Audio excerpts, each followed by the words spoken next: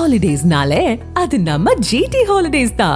GT Holidays, South India's #1 travel brand. You know you are special when you're with GT Holidays. உச்சநீதிமன்ற நீதிபதியை நோக்கி காலணி வீசக்கூடிய அளவிற்கு நாட்டு நிலைமை சென்று கொண்டிருப்பதாக பால்வளத்துறை அமைச்சர் மனோ தங்கராஜ் விமர்சித்துள்ளார்.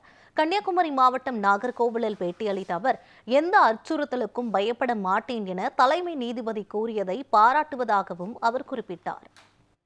நீங்க பார்த்திருப்பீங்க, இன்றைக்கு ஒரு ஜட்ஜுக்கு மேல சனாதனம் வாழ்க என்று கூறி ஒருவர் ஒரு பொருள் எடுத்து எறியக்கூடிய அளவுக்கு நாட்டோட நிலைமை போயிட்டு இருக்கு.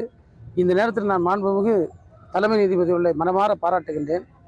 ஜனநாயக மதம் சார்பின்மை கொள்கையில நான் உறுதியாக இருப்பேன், எந்த அச்சுறுத்தலுக்கும் பயப்பட மாட்டேன், இது தேவையில்லாத விஷயம்னு சொல்லியிருக்காங்க. எனவே இதுதான் நம்ம காப்பாற்றப்படணும். இன்னைக்கு மோடி அவர்கள் அதற்கு வருத்தம் தெரிவிச்சிருக்காங்க. என்ன வருத்தம் தெரிவிக்கணும்? அவங்க சித்தாந்தம், அவங்க கொள்கை தானே இப்படிப்பட்ட வெறுப்பை ஏற்படுத்துகிறது. உச்சநீதிமன்ற தலைமை நீதிபதி மேலேயே ஒரு வெறுப்பை ஒரு கொள்கையின் அடிப்படையில் ஒருவர் செய்திருக்கிறார் என்று சொன்னால், அந்த வெறுப்பையும் அந்த கொள்கையும் இந்த மண்ணில் வளர்ப்பதை நாம் எப்படி ஏற்றுக்கொள்ள முடியும்? அதில் பாஜக நடத்துகின்ற எந்த ஊர்வலமோ எதுவுமே அது தமிழர்களுக்கானதோ தமிழர் நலன் காக்கக்கூடியதோ அது ஒன்றுமே இருக்கக்கூடிய வாய்ப்பே இல்லை.